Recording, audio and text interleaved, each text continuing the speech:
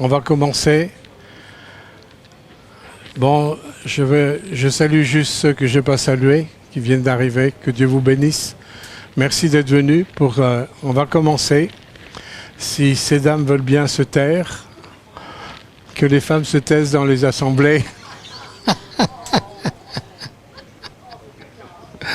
Ah, c'est hors sujet, hein. C'est hors sujet. Bon, je vais vous emmener un petit peu sur le voyage que j'ai effectué donc dernièrement au Sénégal pour la mission. Alors pour ceux qui ne savent pas, nous travaillons au Sénégal depuis 23 ans et on travaille depuis 23 ans sur deux missions. Une mission qui se trouve au sud. Au sud, vous avez le Sénégal qui se trouve là. Vous avez tout le Sénégal qui se trouve là, qui est ce petit pays-là, qui est le pays le plus à l'ouest du continent africain. Donc tout ça, c'est le Sénégal. On a commencé la mission ici, au sud du Sénégal, dans une ville qui s'appelle Diatakunda. Et Diatakunda, ça veut dire le village de Diata. Kunda, c'est village. Donc pendant des années, on a travaillé là. Et ensuite, Dieu nous a conduits ici, là, à 80 km en dessous de Dakar, dans une région qui s'appelle la Petite Côte. Et on est à Sali. Et on travaille ici, dans tout le secteur, là où je fais avoir la flèche. Tout ça, c'est de la brousse. Et on travaille dans ce secteur de brousse depuis 15 ans. Depuis 23 ans sur le Sénégal entier et là depuis 15 ans dans la Petite Côte. Alors ma mission pour cette fois-ci était de rassembler les responsables de la mission du Sud avec ceux de la mission du Nord-Ouest. Hein, donc j'ai dû convoquer les responsables là. On a pu se voir ensemble. Et le but, c'était déjà de travailler ensemble avec les responsables. On a eu aussi une conférence avec des serviteurs de Dieu coréens. On va voir ça tout à l'heure. Et la mission, elle a duré donc 11 jours. Alors voilà un petit peu le contenu géographique. Hein. Le Sénégal, pays le plus à l'ouest du continent africain, ici. Et nous travaillons à la fois ici et ici. Cette fois-ci, je suis allé que dans cette mission-là, puisque ce sont les responsables d'ici qui sont montés là-bas. Quelques renseignements. Alors, moi, j'aime bien donner un petit peu des renseignements culturels pour le pays, le contexte, parce que d'un pays à un autre, tout est complètement différent. Là, le contexte, le Sénégal, 18 millions de personnes, en gros. Pour vous donner une comparaison, Paris, sa banlieue, c'est à peu près 12 millions. 12-13 millions. C'est pour vous donner une comparaison un petit peu au niveau de la population. Et la population, elle est constituée de 94% de musulmans. Au début, il y a 23 ans, c'était 92%. Là, c'est 94% de musulmans. Et, sinon, il y a aussi quelques catholiques et des animistes. Les animistes, ce sont ceux qui croient qu'il y a des esprits derrière toute chose. C'est ça, les animistes. Il y a des Wolofs. Alors, ce sont des ethnies. C'est comme nous. Ici, on a un Alsacien, là. Là, vous avez un Alsacien. Ici, vous avez un Normand. Hein. Là, vous avez une Manchotte. Bah oui, une Manchotte. Hein. Là, ici, vous avez un Parisien, d'accord. Hein. Là, vous avez un Ch'ti, c'est pareil. Enfin, c'est des secteurs différents de la France. Et là-bas, au Sénégal, il y a des secteurs différents où il y a des ethnies. Et les ethnies s'appellent les Wolofs, les Toucouleurs, les Bouzes, des Peuls, des Balantes et des Mandingues. Les Djola et les Sérères pratiquent plutôt le christianisme catholique. Donc, on travaille essentiellement, nous, dans l'ethnie des Balantes, donc au sud du Sénégal, et dans l'ethnie des Sérères, hein, donc à 80 km. Alors parmi les Sérères, dans l'ethnie des Sérères, c'est en général là où c'est un peu le vivier des prêtres sénégalais. C'est là que le Vatican va chercher des prêtres sénégalais dans l'ethnie des Sérères. Il y a dans l'ethnie des Sérères une petite ville qui s'appelle Fadiout. Et Fadiout, il y a même une cathédrale, et c'est là qu'ils forment les curés qui viennent souvent en France pour pouvoir exercer leur ministère en France, puisqu'il y a de moins en moins de curés français, quoi. Donc ils vont les chercher en Afrique.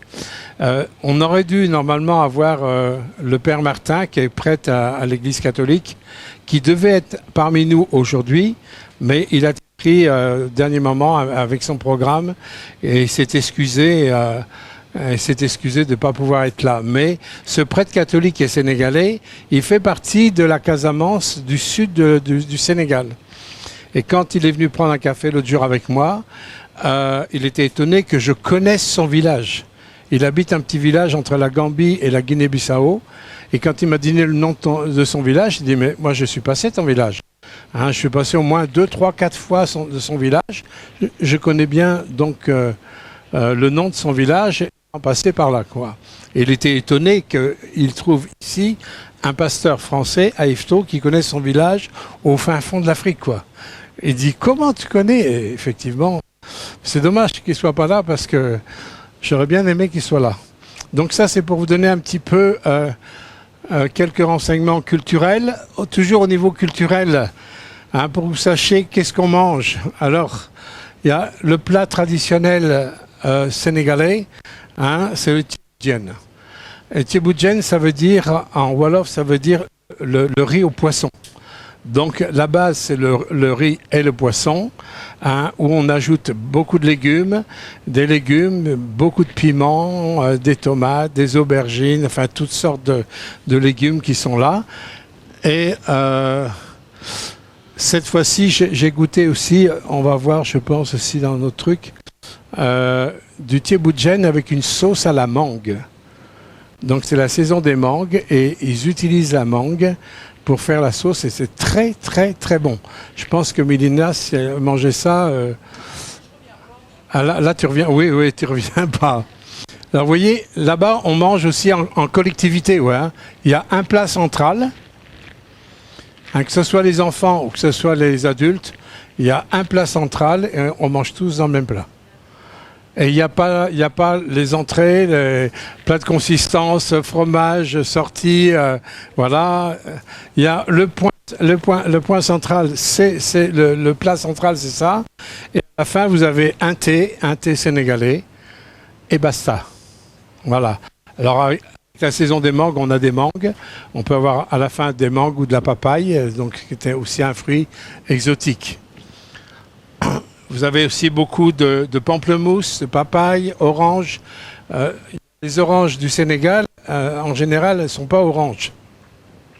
Les oranges du Sénégal, elles sont jaunes et vertes et elles sont bien mûres. Hein, elles ont beaucoup de pépins, mais par contre, elles ont vraiment le goût de vraies oranges. Quand vous mangez une orange, même avec plein de pépins là-bas, vous n'avez plus envie de manger les oranges d'ici. C'est comme deux fruits différents. Pour ceux qui connaissent, ça a le goût des oranges quand on était jeune. Vraiment le fruit de l'orange. Alors ça, c'est pour vous faire voir aussi un peu le marché. Je vous dis, sur le marché, vous voyez, il y a toutes sortes de mangues.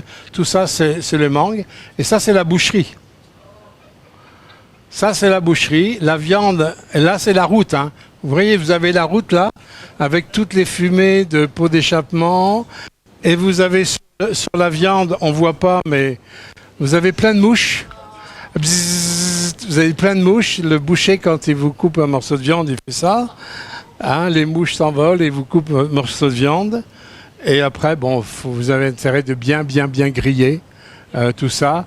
Il y a des Occidentaux qui passent la viande avec un petit peu de l'eau javelisée pour désinfecter un peu tout ça. Mais bon, bien grillé, ça va. Moi, j'en ai mangé. Et, vous voyez, en 23 ans, je suis pas mort, quoi.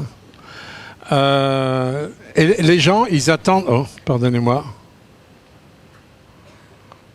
Vous voyez, pendant que le boucher il coupe la viande, les gens, ils attendent... Oh. Ouais, les gens, ils attendent sur le banc. Hein, ils commandent et ils attendent. Et ils peuvent discuter pendant un quart d'heure, une heure, une demi-heure, ils discutent. Et vous savez, ils ne sont pas pressés. Nous, on a la montre, eux, ils ont le temps. Hein, d'accord? Ils ont le temps et ils prennent le temps. Alors là, vous avez plusieurs images qui fait voir un petit peu les contextes dans lesquels on travaille au niveau de la mission, pour que vous puissiez vous rendre compte. On travaille, la mission, le centre missionnaire se trouve à Saly-Carrefour. On a une structure, un bâtiment où on est une trentaine de personnes dans la mission. Et dans la mission, on a une salle de bain, des toilettes, tout ça. Mais on travaille en brousse. Et ça veut dire que tous les jours, on a à peu près entre 60 et 65 km aller, ce qui fait à peu près 120 à 130 km dans la journée, avec un rythme de 30 km/h maximum, à cause des routes. Alors l'état des routes, vous voyez là, j'ai photographié, mais là vous voyez, il y a des ondulations là. Mais quand c'est ondulé comme ça, d'ailleurs on parle les routes à tôle ondulée. Parce que la voiture fait clac, clac, clac, clac, clac, clac, clac, clac, clac, clac, clac, clac, et vous n'avez pas intérêt de rouler à 80 là-dessus, c'est plus que déconseillé. Mais de rouler des kilomètres comme ça, au début c'est marrant. Après c'est pas marrant du tout. Non, non. Alors, vous avez deux sortes de routes. Vous avez ces routes-là, hein, avec la tôle ondulée, là. Et vous avez aussi ces routes qui sont plutôt sablonneuses, qui pour moi sont un peu les meilleures, parce que les routes sablonneuses, c'est bien, c'est beaucoup plus lisse et vous pouvez rouler beaucoup plus vite sur une route comme ça que sur une route, je n'ai pas photographié, mais quand vous avez des routes goudronnées avec des trous, c'est vraiment aussi très très dangereux. Et ils ont des nids de poules, pas des nids de poules, des gendarmes allongés, comme ils disent, des dodanes. Cherchez les dodanes. Alors j'ai dit, mais c'est plus des dodanes, c'est des dos de chameau, quoi. Hein, tellement c'est haut comme tout. C'est des dos de chameau, c'est pas des dodanes, je vous assure. Hein. Et si vous en loupez un, ben lui, il vous loupe pas parce que vous cassez la voiture. Hein, d'ailleurs, on a, à la fin, vous verrez, on a cassé un roulement et un étrier. On casse les véhicules, malheureusement, c'est les routes. Ça. Mais la route, et je dirais la meilleure, c'est encore celle-là, la sablonneuse, où on peut rouler. Vous voyez, la brousse, c'est vraiment, il n'y a rien. Il n'y a que soit des rogniers, des palmiers, on appelle ça des rogniers. Et ça, je vous ai photographié là pour vous faire voir un cimetière de brousse. Hein, parce que nous, on n'a pas l'habitude, vous n'avez pas l'habitude de voir. Le cimetière de brousse est là, au pied de quelques arbres, il y a quelques tombes. Et quand c'est des catholiques, ils mettent une croix. Voilà, c'est le cimetière de brousse. Là, vous avez aussi l'exemple des maisons de brousse, hein, avec les paillotes que vous voyez là. Et là, vous avez ce qu'on appelle le canari. Le canari, c'est un récipient dans lequel on met de l'eau et ça conserve l'eau fraîche tout au long d'une journée.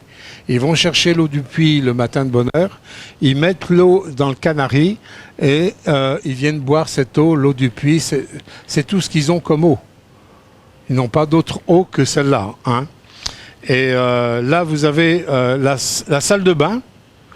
Alors là, vous n'avez pas de problème de chercher votre carrelage, quelle couleur votre carrelage vous allez mettre. Vous n'avez pas de problème de quel genre de douche que vous mettez. Vous avez un seau, une gamelle, et vous vous lavez comme ça. Voilà. C'est la salle de bain de brousse. Mais bon, au début, c'est choquant, mais après, croyez-moi, on s'habitue et on se rend compte qu'on n'a pas besoin forcément de grand-chose pour vivre. On revient beaucoup à la simplicité. Là, ça, c'est à la mission. Vous avez l'épouse, ça, c'est Haïda, qui est l'épouse du pasteur Thielem, avec Adama. Adama, qui est la sœur du pasteur de Thielem. Et là, ils font la lessive. Alors, tout au début, quand je suis arrivé, j'ai vu dans la cour un monticule de linge. Et le linge, c'est tchic, tchic, à la main, tout à la main. Tchic, tchic, tchic, tchic. Et essayez d'imaginer à peu près 30 personnes qui se changent tous les jours parce qu'ils transpirent, qui se changent tous les jours, essayez multiplier par 30. Et tous les jours, tchic, tchic, tchic, tchic. Et l'année dernière, j'avais sondé un petit peu le terrain par rapport à la machine à laver. Et quand j'étais travaillé dans mon cœur, j'ai dit, Seigneur, on ne peut pas laisser ces femmes bosser comme ça. Et vraiment, j'étais touché de compassion pour elles.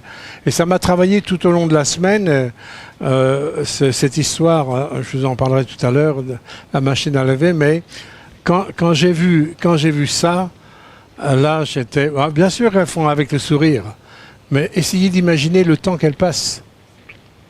Alors qu'elles ont autre chose à faire. Il faut savoir que Haïda, qui est la femme du pasteur, c'est elle qui fait tourner tout le centre où il y a tous les étudiants qui vont à l'école, qui vont soit au lycée, soit au collège, soit à l'université. Il y a les repas à préparer, il y a tout à préparer. Ils sont tous en uniforme, parce que là-bas, ils ont des uniformes scolaires. Et Haïda qui fait tout ça. Vous imaginez le travail que c'est. Et là, je vous parlerai tout à l'heure de la machine à laver. Hein. Et ici, vous avez ça c'est notre 4x4 royal, le Mitsubishi qu'on avait acheté il y a 3 ans. Il a 3 ans déjà maintenant.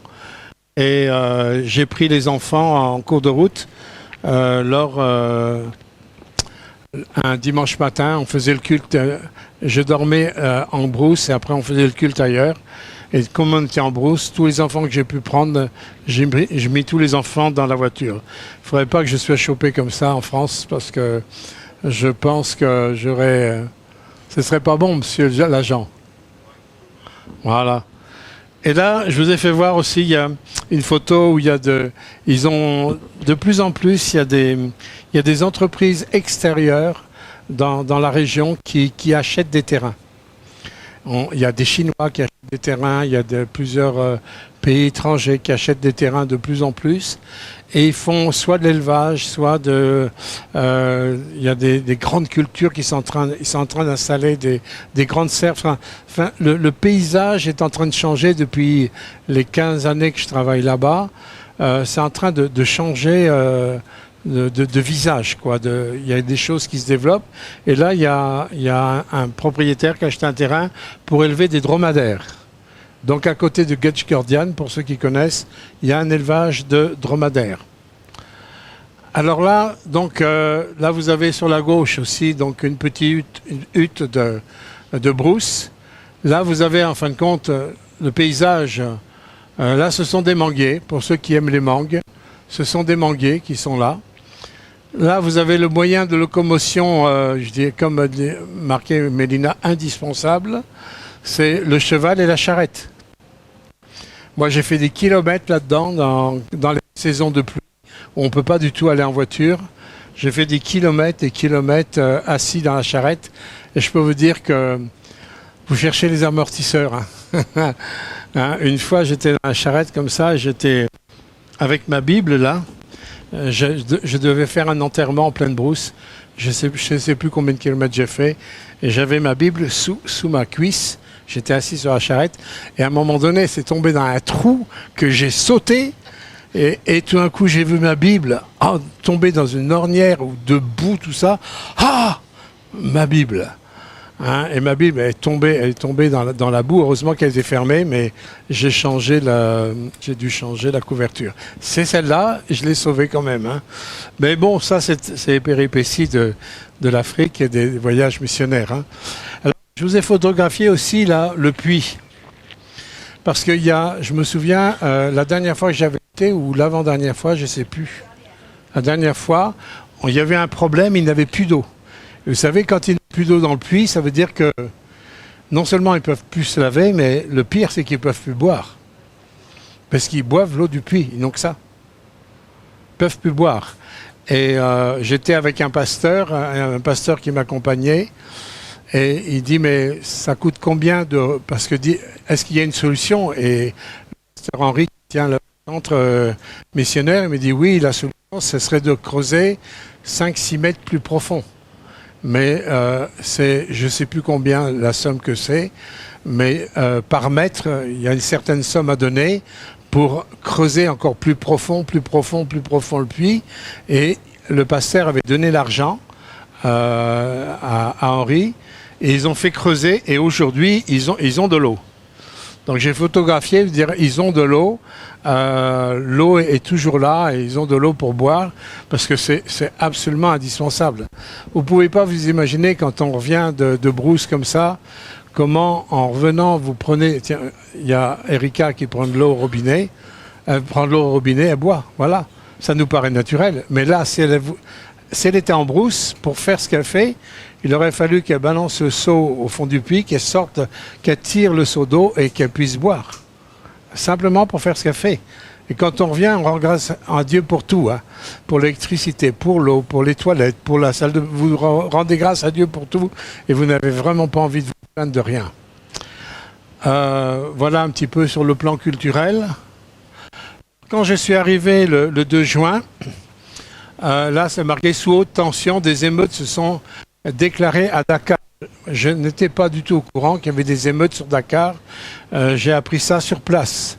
C'est sur place, je me dis, ben, il y a comme une sorte de petite guerre civile sur Mbour. Mbour, c'est à côté de la ville où on est dans la mission. Et sur Dakar, et ils brûlent tout, quoi. Ils brûlent les magasins, les voitures. Ils ont saccagé toutes sortes de choses. Et vous allez voir les autorités, ce qu'elles ont fait pour protéger certaines choses. On va voir ça dans les photos plus tard. Alors, mon départ, Paris-Charles de Gaulle Aéroport. Le vendredi 2, le départ s'est effectué le vendredi 2 juin depuis l'aéroport de Charles de Gaulle. Après quelques difficultés à l'enregistrement, des bagages qui ont permis l'intervention divine à se manifester. Pasteur Gilles a pu embarquer à 16h45. Je suis allé à mon enregistrement. Je crois que j'ai dû tomber sur la pire fille de tout Air France. Ah non, mais je vous assure, ça m'étonnerait qu'il y en avait deux comme ça. Mais je suis tombé sur la pire. Hein, elle était là en train de m'expliquer qu'elle vivait des pressions, qu'il fallait qu'elle enregistre plus rapidement et tout ça. Et je me dis, mais si elle fait comme elle fait avec moi, c'est pas étonnant qu'elle soit lente. Hein, et je vais vous expliquer. Vous savez, quand on est parti, Dieu avait parlé. On avait une réunion de prière. Et je me souviens, Graziella, elle avait eu une vision. Et elle avait vu comme une voûte d'anges. Comme un dôme est rempli d'anges, je me garderai du départ jusqu'à l'arrivée. Cette vision m'a servi à plusieurs niveaux durant mon voyage. Donc, après ce qui est culturel, on va rentrer dans ce qui est spirituel. Et arrivé à l'enregistrement, selon mon billet d'avion, j'avais le droit à un bagage de 23 kilos en soute. J'ai pris un bagage supplémentaire parce qu'on a amené presque 2 valises entières de médicaments, des vêtements pour les enfants, tout ça. Donc on avait pris un bagage supplémentaire, tout ça en soute. Et en cabine, j'avais le droit à une valise de 12 kilos. Et normalement, on a le droit à un sac à main, quoi, un bagage personnel, qui est théoriquement pas compté. Alors elle, j'avais juste un petit sac à dos sur mon dos. Moi, mon bagage de cabine était de 12 kilos, pile. Elle me dit, mais votre bagage, là, il faut le peser aussi. C'est la première fois qu'on me fait ça. Je ne sais pas comment ceux qui ont déjà pris l'avion, comment on vous a fait, mais moi, c'est la première fois qu'on me fait ça. Elle dit, non, c'est à compter avec. Alors forcément, moi, mon sac à dos, il faisait presque 2-3 kilos en plus. Il m'a remis ces 2-3 kilos en plus. Il me dit, mais là, vous dépassez la norme. Ben, évidemment, vous me rajoutez mon bagage personnel. C'est forcé que ça dépasse. Même ma valise fait 12 kilos. Elle m'a fait un batacaisse, vous ne pouvez pas vous imaginer. Je crois que ça durerait au moins 3 quarts d'heure, non? Ouais, 3 quarts d'heure. 45 minutes d'enregistrement, alors qu'en 10 minutes, c'est fait, quoi. En 10 minutes, vous enregistrez votre bagage. Vous prenez votre passeport, là, il pèse des valises, l'étiquette, et voilà. Mais 3 quarts d'heure. Et je sentais la tension qui commençait à monter. Ça montait sérieusement, elle commençait à être agressive. Elle me dit, écoutez, monsieur, la seule solution, c'est de mettre votre bagage cabine en soute. Mais ça va vous coûter 200 €.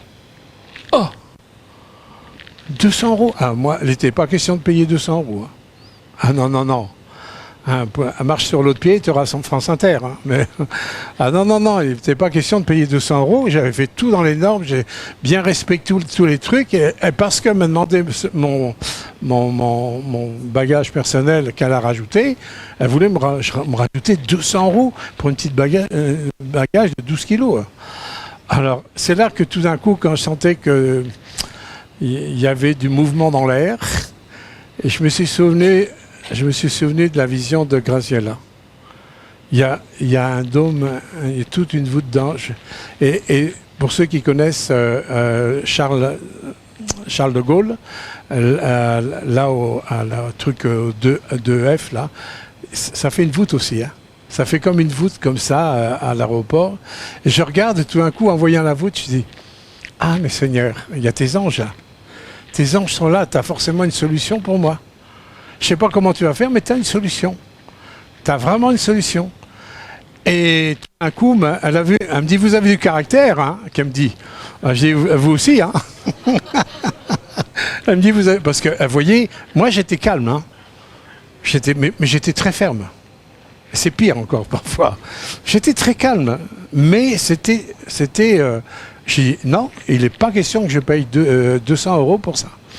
Je préfère les mettre. D'ailleurs, 200 euros, ça m'a aidé pour la machine à laver après. Hein. Bon. Et à un moment donné, après que j'ai mémorisé cette vision des anges, j'ai dit Seigneur, tu as forcément une solution. Là, dans ce tohu-bohu, tu as une solution. À un moment donné, elle me dit bon, puisque c'est ça, très sèche, hein. Puisque c'est ça, je vais voir mon chef. Bon, ben, j'ai dit, Seigneur, c'est toi qui es au contrôle. Elle arrive, elle part excitée. Vraiment excitée, hein. Je ne sais pas, elle devait être branchée sur le 380, là. Je vois une autre femme qui arrive, enfin, c'est elle, mais toute détendue. Je sais, qu'est-ce qui s'est passé? Non, elle était débranchée, là. Ouais, elle était déconnectée. Toute détendue, elle me sourit. C'était, je crois, son premier sourire. Hein. Elle me dit « Aïe, tout est arrangé. Mon chef a dit, on passe la valise gratuitement. » Vous voyez, ce sont des leçons. Parce que si je n'avais pas vécu cette difficulté-là, je n'aurais pas connu ce secours-là. Vous comprenez? Et c'est pour ça qu'il faut faire attention quand on est devant des obstacles, devant des montagnes, devant des difficultés quelconques. C'est là que Dieu va tester comment moi je le regarde lui, comment je m'attends à son secours à lui dans des situations les plus terre à terre qui soient. Et là j'ai vu le secours de l'Éternel et je remercie toutes celles qui ont prié pour moi pour ce voyage parce que ça commençait mal, mais en fin de compte pour bien finir.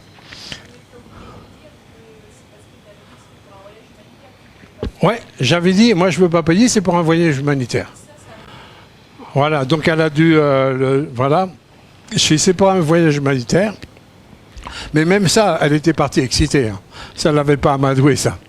Mais c'est son chef qui a dit, on fait gratuitement. Voilà, ça c'est le premier périple déjà à l'aéroport. Arrivé à Dakar est marqué pour un épisode inédit des émeutes, environ 15 morts comptabilisés au moment de l'arrivée. En arrivant, j'ai appris qu'ils ont trouvé 15 morts sur la plage de Dakar. Hein, il y a eu des morts qui ont été déversés à la mer et la mer a rejeté les morts et ils avaient déjà comptabilisé minimum 15 morts.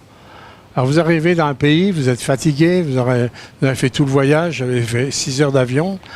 Et là, tout d'un coup, c'est pas les bonnes nouvelles hein, pour commencer la mission. C'est pas toujours des bonnes nouvelles, mais en tous les cas, voilà, l'information que j'avais, j'ai dit Seigneur, mais de toute façon, c'est toi qui m'amènes là. Tes anges m'accompagnent, et ils n'ont pas payé de billet d'avion en plus, hein, mais je sais qu'ils sont là avec moi. Et croyez-moi, je peux vous dire de tout mon cœur, et c'est la vérité devant Dieu, j'ai pas eu une ombre de difficultés dans mes pensées, une seule crainte, rien. J'étais absolument dans la paix totale parce que je savais que les anges m'accompagnaient. J'ai aucune peur, aucune crainte. Par contre, on a fait ce qu'on devait faire aussi. Les endroits d'émeutes, parce qu'on les entendait, les émeutes. Hein. Croyez-moi, quand vous avez des milliers d'Africains qui crient avec des machettes et tout ça, vous les entendez, hein. Bon, avec CLM, on a pris des petites rues pour contourner les émeutes et voilà, on contournait les émeutes et ben ça, voilà, on n'a jamais eu de problème. Alors, je suis arrivé donc là, par sécurité, le trajet de Ebenezer s'est fait par des petits chemins détournés, ce qui a pris du temps. Arrivé à destination 3 heures du matin. Mais j'oublie de préciser, c'était 3 heures du matin à l'heure de ma montre française. Donc c'était 1 heure du matin à eux. Parce qu'il y a un décalage de 2 heures. 2 heures de moins. Donc je suis arrivé à 1 heure du matin à leur horaire. Mais moi qui étais quand même réveillé depuis 4 heures du matin, hein, ça faisait quand même 3 heures du matin, c'est-à-dire 23 heures debout, quoi. Et c'est vrai que j'avais hâte de me coucher. Hein. J'étais un peu fatigué, surtout que dès le lendemain matin, dès le lendemain matin, on a pris la route, quoi. Hein, vous voyez les valises là, pour ceux qui ont vu avant de partir, les valises qui étaient remplies de médicaments. Et je remercie là aussi le Seigneur parce que il n'aurait pas fallu que la douane regarde un peu trop mes valises. Il n'aurait pas fallu que la douane regarde trop la valise. Pourquoi? Parce que dans ma valise, j'avais de l'opium, j'avais de la morphine, j'avais plein de médicaments pour traiter la douleur et tout ça. Bon, on ne sait pas on fait pas de trafic de drogue, mais il y a des médicaments qui sont indispensables pour soigner les gens, pour calmer la douleur, la souffrance des gens. Et c'est pour ça que moi, je prends le risque de transporter des médicaments comme ça. Mais il ne faudrait pas que je me fasse arrêter parce que il faudrait que vous m'apportiez des oranges entre 4 barreaux, quoi. D'accord? Mais en fin de compte, je remercie le Seigneur de ce que j'ai pu arriver à Dakar, malgré tous les contrôles de douane qui sont là. Hein, parce que vous avez le contrôle de douane au départ, vous avez le contrôle de douane à l'arrivée. Donc vous avez 2 contrôles de douane. D'accord? Et quand j'arrive là, vous ne pouvez pas vous imaginer que je dépose mes valises là, sur mon lit et que j'ouvre là et que c'est à destination, là il y a des sujets d'action de grâce et Seigneur, tu as veillé sur mes valises. Hein. Mais en tous les cas, tout ça, il faut bien que vous compreniez que tous ces médicaments que j'ai pu transporter, ce sont des sommes énormes d'argent pour eux qui gagnent. Parce que ça leur évite d'acheter dans les pharmacies. Ils sont obligés d'acheter tout en pharmacie et c'est très cher. C'est très très cher pour eux. Et quand je leur apporte 2 valises de médicaments, ça leur économise énormément d'argent. Et en plus, ils ont des médicaments qui sont complémentaires à certaines choses qu'ils ont. C'est vraiment une bénédiction. Ils font des campagnes d'évangélisation médicale où ils soignent les gens, après ils prêchent l'évangile, ils soignent les gens, ils prêchent l'évangile. Hein, et tous ces médicaments servent à ça. Donc, c'est une grande bénédiction de pouvoir transporter ces médicaments. Alors, dès mon arrivée là-bas, j'ai eu une belle surprise, c'est qu'il y avait un toutou là-bas. Alors moi, j'avais pas mon titi là. Mon titi qui était resté avec Mireille, avec tous les problèmes qu'il a eu pendant mon absence. Il était malade, le pauvre. C'était pas facile pour Mireille. Mais le Seigneur, il sait que j'aime les chiens. Et il y avait toujours des chiens à la mission, mais malheureusement, ils étaient morts. Hein. Et toutes ces dernières années, il n'y avait plus de chiens à la mission. Mais là, cette fois-ci, je suis arrivé, il y avait un chien grâce à Rollet. Un Rollet, c'est un jeune étudiant qui est soutenu par Mélina et Jean-Michel et qui fait des études de vétérinaire. Et faisant des études de vétérinaire, il est en train de passer sa maîtrise. Il voulait aussi un chien à la mission. Mais le chien, quand je suis arrivé à côté de ce chien qui ne me connaissait pas, c'est comme s'il me connaissait depuis toujours, quoi. Comme si c'était mon titi qui me faisait la fête.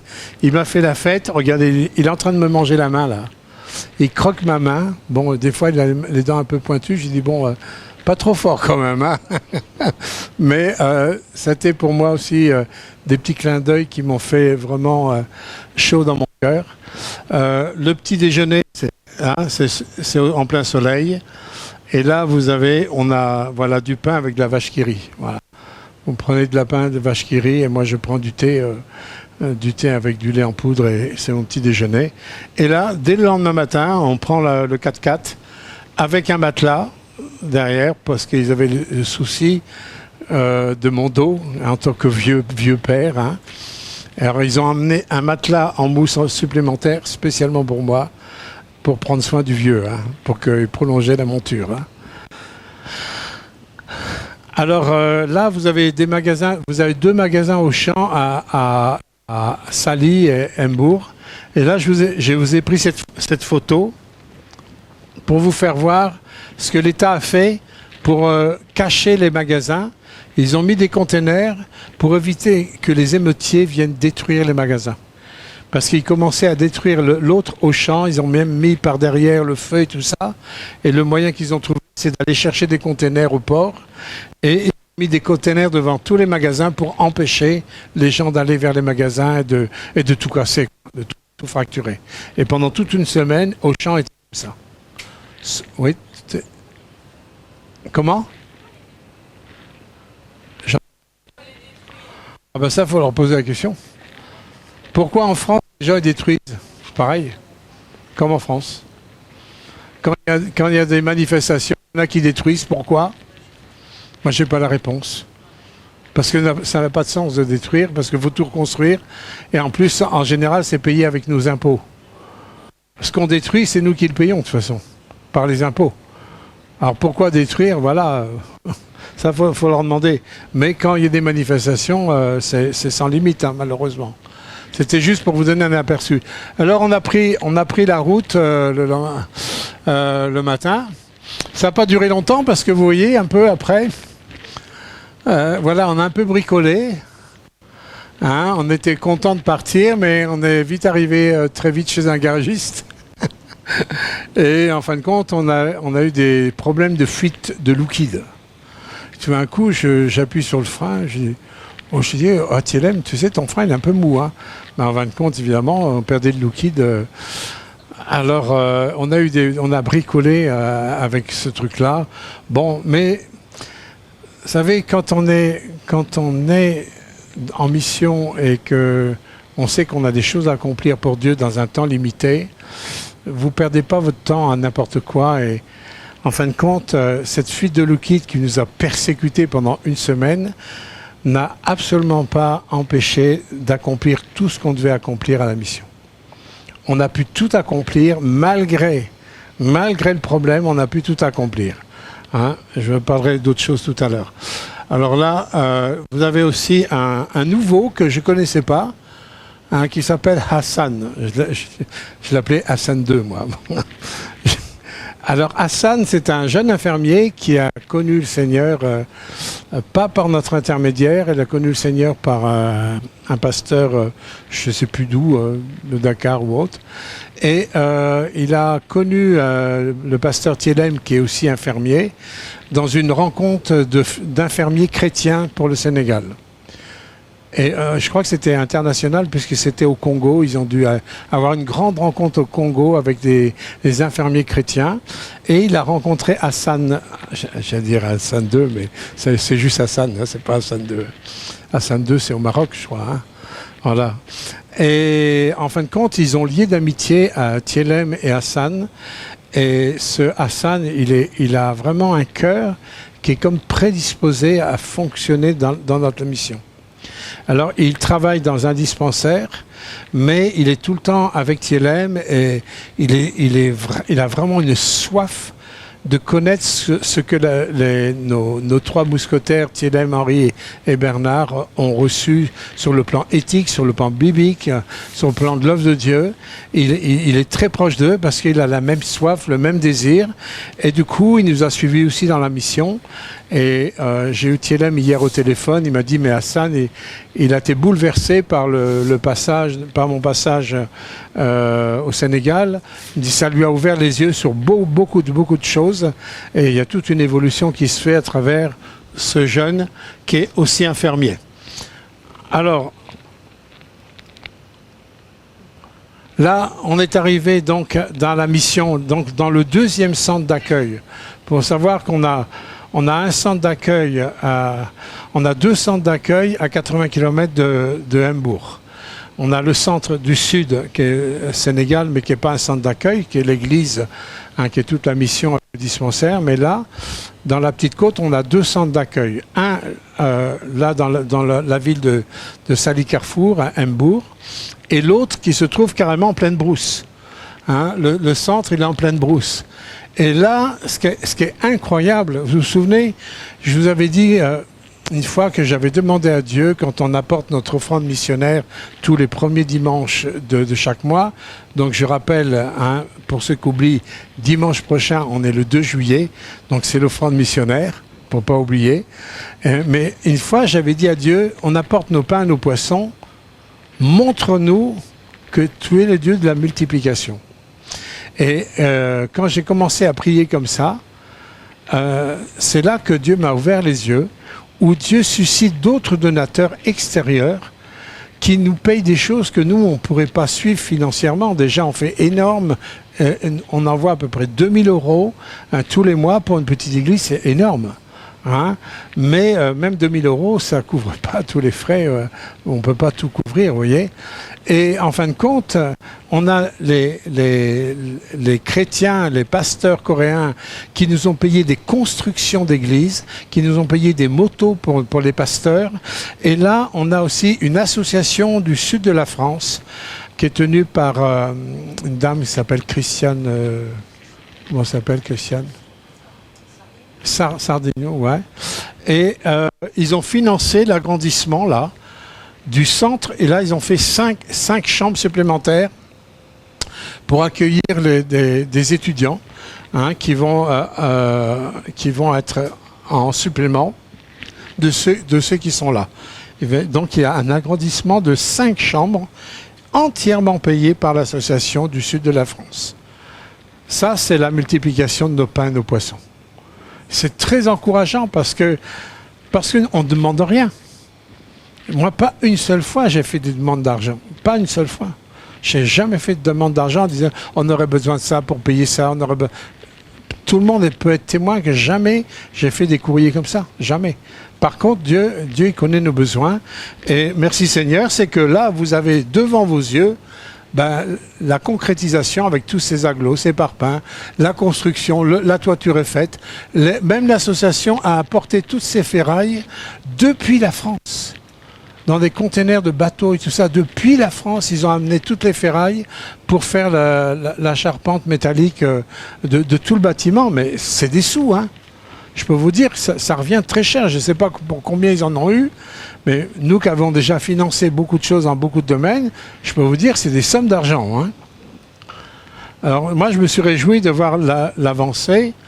Là, le dimanche 4 juin, donc juste 2 jours après mon arrivée, vous voyez, j'ai photographié le centre d'accueil, là. Tout ça, c'est le centre d'accueil. Si vous vous souvenez, il y a quelques années en arrière, quand il y a eu la vision pour acheter le terrain, nous étions sur ce terrain où il n'y avait rien. On est photographié, Thielem, Bernard, moi et Henri. On est photographié sur le terrain simplement avec la vision. Où ils m'ont demandé si on était en accord d'acheter le terrain. J'ai dit ok, on envoie l'argent, on achète le terrain. Et depuis, tout ce centre a été construit là. Tout ce centre a été construit. L'agrandissement, il est juste derrière. Vous voyez, il est tout derrière. L'entrée est par là. Mais le miracle, c'est que là, c'est à la sortie de Engenien, d'un village. Et c'est que l'État, après, a construit un lycée qui est juste en face ça. Il faut savoir que ce centre a pour but d'accueillir des jeunes pour leurs études, pour aller jusqu'au bac.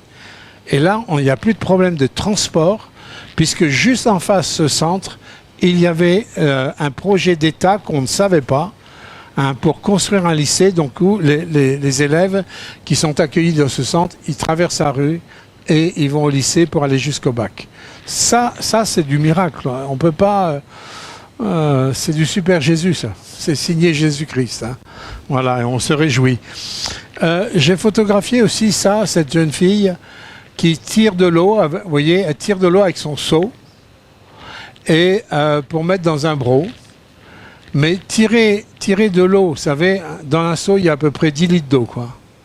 Vous voyez la profondeur du puits, mais 10 litres d'eau, quand vous tirez à bout de bras, avec une corde, à la fin, en hauteur, ça fait plus que 10 kilos. Hein. Les kilos sont multipliés avec la distance. Alors, je ne sais pas, pour ceux qui sont très doués en mathématiques, ou faites le calcul, hein, un seau d'eau à 10 kilos, à 10 mètres de profondeur, combien il fait de poids à la sortie, faites le calcul, j'en sais rien, mais ça fait plus que 10 kilos. Et ils font ça toute la journée, Quand j'ai vu ça, mais je dis, il faut leur acheter une poulie, quoi. J'ai dit à Henri, il faut que tu installes une poulie. Je lui donne l'argent pour qu'il achète la poulie. Le lendemain, regardez ce qu'il y avait. Ils ont installé la poulie. Ils ont mis la poulie. Et dès le lendemain, ils étaient contents parce que ça facilitait le travail pour tirer le seau d'eau. Vous voyez, c'est des petits détails qui parfois ils n'ont pas forcément la pensée de faire. Ils sont tellement justes financièrement. Hein, ce qui est le plus important, il y a 2 choses qui sont importantes, c'est de donner à manger aux étudiants, qu'ils aient au moins un repas par jour. Ça, c'est plus important que d'acheter une poulie, d'accord? Qu'ils aient au moins un repas. Et la deuxième chose qui est importante, c'est de financer tout ce qui est école, tout ce qui est scolaire. Qu'ils aient les fournitures scolaires et tout ça, et les inscriptions. Et ça, c'est les deux choses importantes. Tout le reste, pour eux, c'est comme du superflu. D'accord? Et c'est pour ça que je raconte l'histoire de la poulie, parce que pour nous, on ne se rend pas compte de la complexité du contexte. Mais rien que ça, une poulie, vous savez combien ça vaut? Ça vaut 4 000 francs CFA. 4 000 francs CFA, ça fait 6 euros. Ça fait 6 euros. Et ils se sont embêtés pendant je ne sais pas combien de temps pour 6 euros. Vous voyez, c'est pour vous projeter un petit peu dans leurs difficultés, leur contexte, tout ça, et que nous, on peut apporter tellement dans des compléments qui peuvent leur changer aussi la vie à travers des choses simples, quoi. Sinon, ben là, ça c'est les toilettes aussi, les toilettes du centre. Alors derrière des tôles ondulées, en haut et les portes. Je peux vous dire, quand il fait 35 à l'ombre, je ne sais pas combien au soleil il y a, mais c'est au moins du 45-50. Hein. 45-50 sur une tôle, je ne sais pas trop la chaleur qui est condensée à l'intérieur. Quand vous entrez pour la toilette, alors il y a les odeurs, hein, et il y a la chaleur. Et là, croyez-moi, vous n'avez pas envie de lire le journal aux toilettes. Hein. Surtout que c'est des toilettes à la turque. En plus, quand on a les courbatures, je vous dis pas, je vous fais pas de dessin. Hein. Bon, c'est simplement pour dire que bon, le pasteur, il ne va pas dans un hôtel 5 étoiles. Hein. Voilà. Alors là, on a le culte à Engenien. Le premier culte était le culte à Engenien. Engenien, c'est l'église qui a été construite par nos Coréens. Cette église-là ne nous a pas coûté 1 euro. Elle était entièrement financée par les serviteurs de Dieu coréens. Entièrement. On a 6 comme ça qui ont été construites. Non, c'est 5, parce que la première, c'est nous qui avons financé. Il y a 5 construites, plus une qu'on a financée. Mais c'est impressionnant. Et il y a un projet de construire encore une autre. On a un projet de construire une autre. Alors là, je vous ai quand même photographié Thielem. Thielem, c'est le pasteur infirmier, là, qui est en plein dans la louange. Je peux vous dire quand il est dans la louange, il n'est pas ailleurs. Hein. C'est vrai que Jérémie disait ce matin, qu'est-ce qu'on a du mal? Qu'est-ce qu'on a du mal à rentrer hein? Et là, je peux vous dire qu'il n'a pas de mal à rentrer. Il est vraiment dans la présence de Dieu. C'est comme s'il n'y avait plus rien autour de lui. Quand il est dans la louange, cet homme-là, et pourtant, moi, je l'ai connu hein, quand il est sorti de l'islam. Son père est imam, hein, son père est chef du village. Je l'ai connu, ce garçon, il était macho. Il était encore bien ancré avec la mentalité islamique. Mais quand il a connu Jésus, toute sa vie a changé. Et quand on a parlé de brisement ce matin, oui, il a été brisé par l'amour de Dieu. Il a été confondu par l'amour de Dieu. Aujourd'hui, cet homme, il est métamorphosé. Moi, ça fait 15 ans que je le connais. Aujourd'hui, j'ai affaire à un adorateur. J'ai affaire vraiment au cœur de Dieu. Et il est comme ça avec chacun, chacune. Avant, c'était « appelez-moi chef ». Mais aujourd'hui, au contraire, il élève les autres. Il pousse les autres, il encourage les autres. Il bénit les autres d'une manière ou d'une autre. Il a vraiment le cœur, on reconnaît le cœur du Seigneur à travers Thielem. Mireille qui a eu des contacts aussi avec lui, tu peux dire, il a vraiment un cœur qui est vraiment touchant. Hein.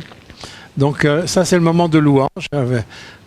J'ai découvert qu'il y avait cette fois-ci un guitariste.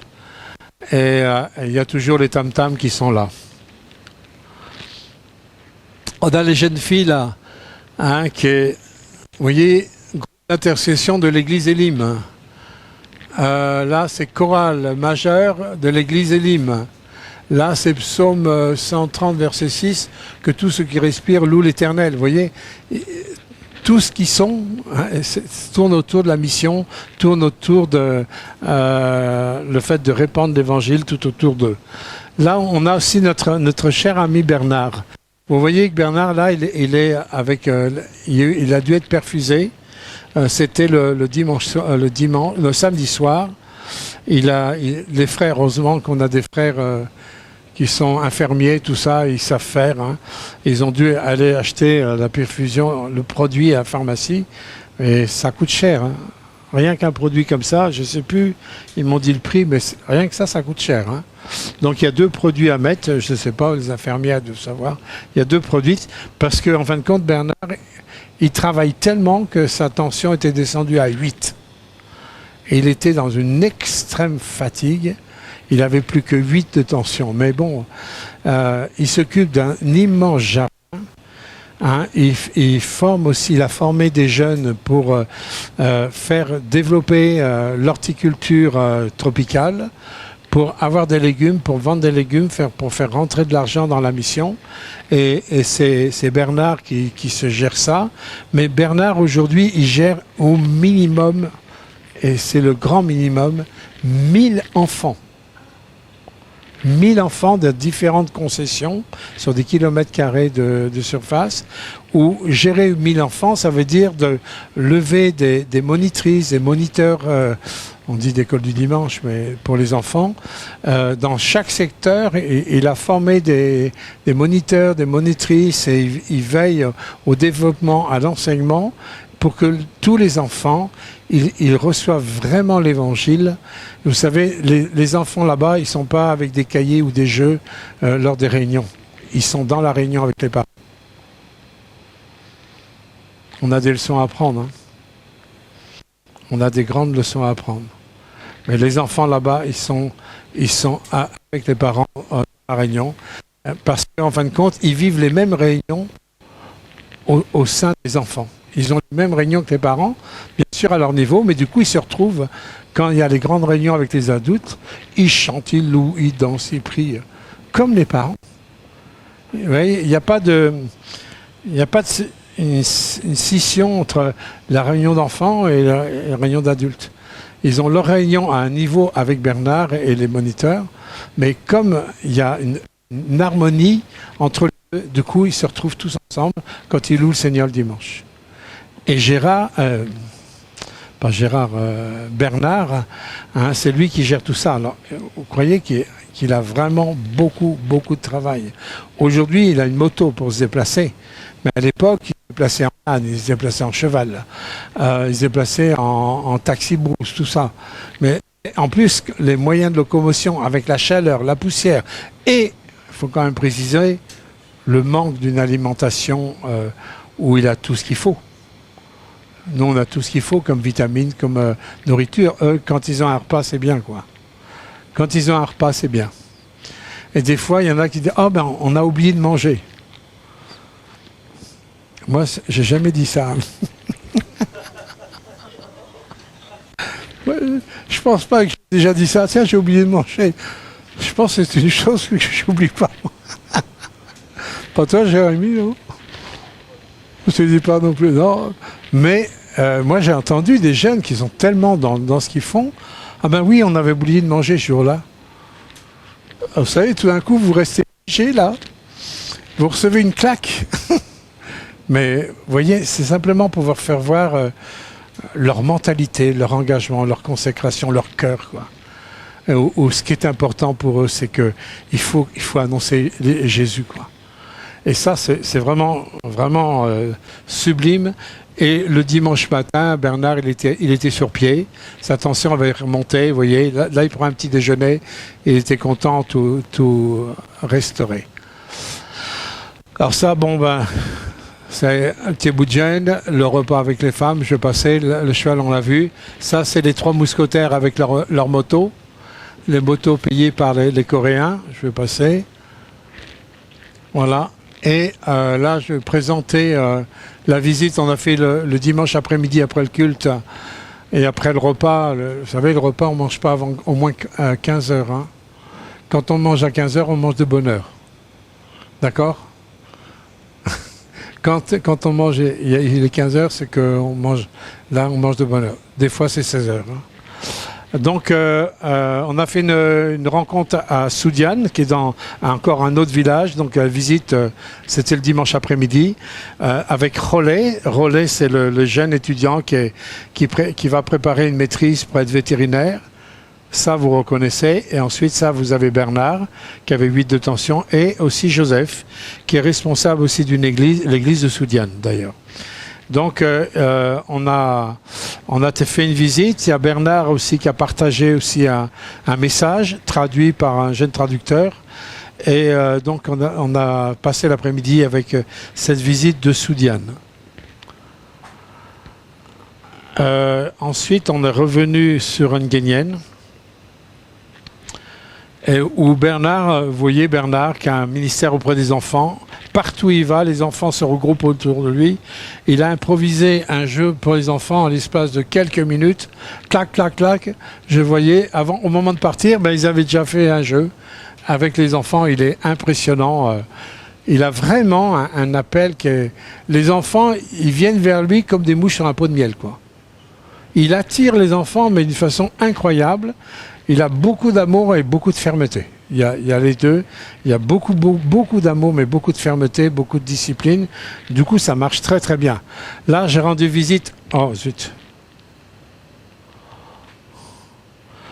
J'ai rendu visite à un nouveau converti. Donc, mon but dans les concessions comme ça, c'est de consolider, de fortifier les nouvelles âmes. Et aussi, c'est très encourageant pour les personnes d'un certain âge. Il faut savoir que l'équipe de responsables là-bas, ils ont quand même une génération avant moi, donc non, après moi. Ils ont 20 ans de moins. Et c'est important qu'eux, ils voient des vieux avec des cheveux blancs qui soient derrière ces jeunes. C'est très très important en Afrique d'avoir la visite des cheveux blancs, et surtout que je viens de France. Ça consolide leur autorité à eux là-bas sur place, et ça encourage les nouvelles âmes. C'est pour ça que je vais voir les nouveaux convertis. Certains sortent de délivrance liées à la sorcellerie, où ils sortent de l'islam. Il y a des choses parfois très compliquées, mais en fin de compte, leur conversion, c'est vrai. Ils sont vraiment touchés par Dieu, quoi. Il y a vraiment des vraies conversions de cœur. Et bien sûr, on a le partage avec le petit bout de gêne en permanence. Et là, je ne sais pas si vous voyez ici, vous avez du jaune là. Et le jaune, c'est la mangue qui est dans le plat du petit bout de gêne.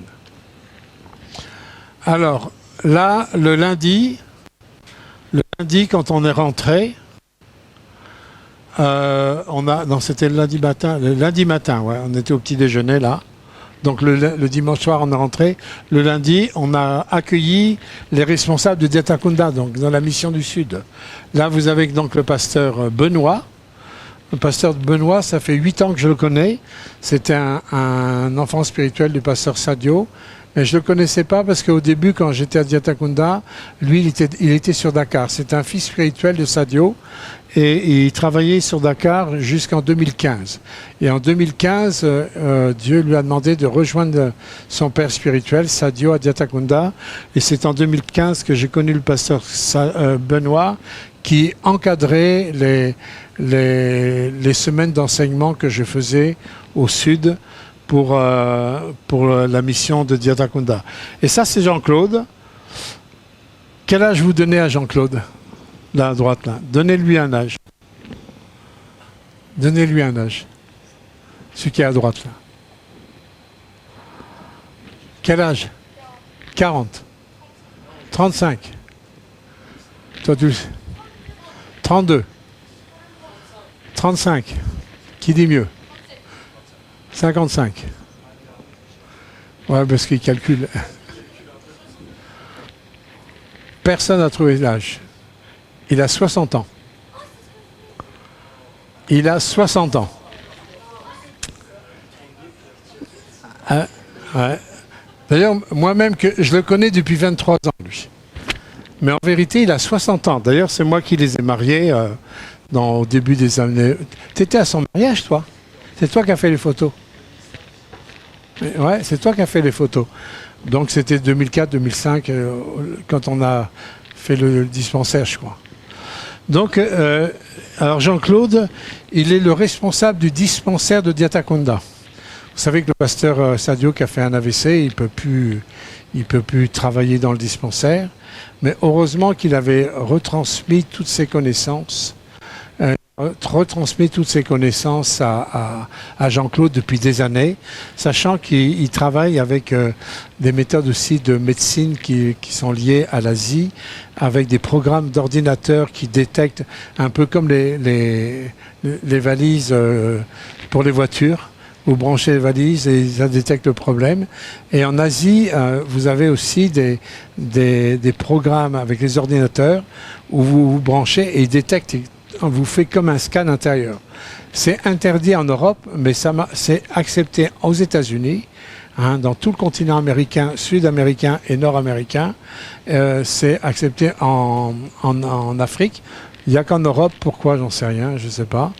Mais en tous les cas, ça marche très très bien et ils ont beaucoup de résultats et ils ont beaucoup de médicaments à base de phytothérapie, donc de plantes. Il y a des associations médicales, les médecins utilisent ça aussi, où en fonction du problème, vous avez des médicaments, des gélules, tout à base de plantes biologiques, et il faut voir le résultat qu'ils ont. Et Jean-Claude, il avait été formé aussi par Sadio. Ils font bien sûr la médecine classique qu'on a, la bobologie, tout ça, mais là, aujourd'hui, c'est Jean-Claude qui fait tourner tout le dispensaire.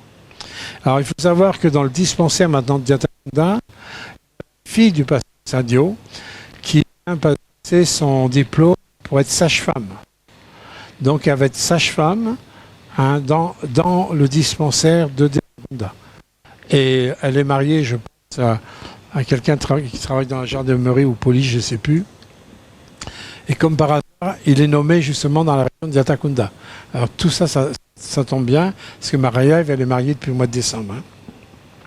Donc elle sera sage-femme au dispensaire. Mais c'est Jean-Claude qui a la responsabilité de tout le dispensaire, et il demande le secours de la prière. Parce qu'il me dit, j'ai 60 ans, il me dit, mais moi je ne veux pas être éternel. Et il faut absolument que dans les 10 premières années, qu'il faut absolument d'autres qui se lèvent pour continuer le dispensaire. Parce que c'est le dispensaire, quelque part, qui fait tout tourner, quoi, sur le plan finance et tout ça. Il faut savoir que Diatakunda est autonome financièrement depuis 2012. On a financé tous les mois jusqu'à 2012. De 1998 à 2012, on a financé tous les mois. Et en 2012, à fin 2012, on a arrêté parce que Dieu nous a demandé d'arrêter et ils sont rentrés dans une autonomie financière grâce au dispensaire. Et c'est ce qui nous a permis de développer la deuxième mission. Vous comprenez ça? Donc, priez beaucoup pour ces deux responsables-là.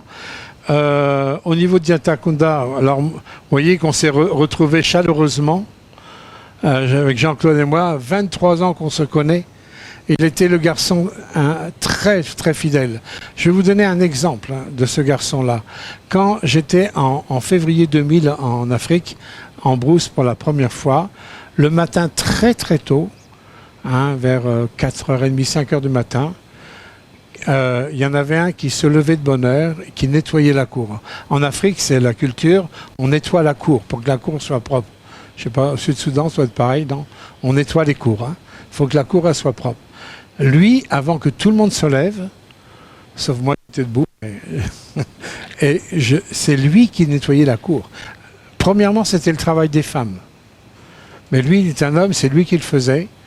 Et il le faisait discrètement, sans que personne ne le voie. Ça, c'était... Quand on a construit le dispensaire en 2004, on a travaillé, on a fait de la maçonnerie de 7h du matin à 7h du soir. Tous les matins, à 7h, et Arnaud était là, présent, Jean-Claude était présent sur le chantier tous les jours. Et en plus, il est handicapé à une jambe. Il a une jambe handicapée, mais tous les jours, il était sur le chantier. Il a même appris à monter les murs. Et il m'a dit, tu sais, pasteur, ce que tu m'as appris en maçonnerie, ça m'a servi parce qu'il a construit sa maison. Il a maintenant une maison personnelle. Il me dit, ça m'a bien servi ce que j'ai appris quand on a construit le dispensaire. Et qui est-ce qui est encore fidèle au bout de tant d'années auprès du pasteur Sadio? C'est encore Jean-Claude, qui est encore aux côtés du pasteur Sadio, qui remplace le pasteur Sadio au dispensaire. Mais priez pour lui, pour qu'il y ait des choses. On doit tout remanier l'organisation de la mission de Diatakunda. Moi, qui en ai la charge en tant que coordinateur, et là, je vous demanderai vraiment de prier pour ça, parce que on a beaucoup de choses à modifier, à changer, et c'est très délicat sur des œuvres de longue date. C'est très délicat de modifier des choses qui sont installées depuis des années. Voilà. Bon, ça, je voulais vous dire ça au niveau de Diatakunda. Le mardi 6 juin jusqu'au vendredi 9 juin, alors de nouveau, comme je vous avais fait voir, les routes tous les jours. Tous les jours, on avait 125, 130 km. On arrive dans une petite église de Brousse, une église qui appartient à la mission de Mulhouse, de Samuel Peter Schmidt. C'est Philadelphie. C'est arrivé donc dans cette église, donc le pasteur Keane, qui est le responsable avec son traducteur. Alors le traducteur, il s'est excusé parce que toute la semaine, il avait un polo vert et un short vert. Il me dit, écoutez, je vais avoir ça toute la semaine. Tous les soirs, je lave mon short et mon polo parce qu'ils ont perdu à Roissy. Il a fait le Canada, Roissy, l'Afrique. Et sa valise s'est perdue quelque part à Roissy. Et tout au long de la semaine, il n'avait pas ses bagages.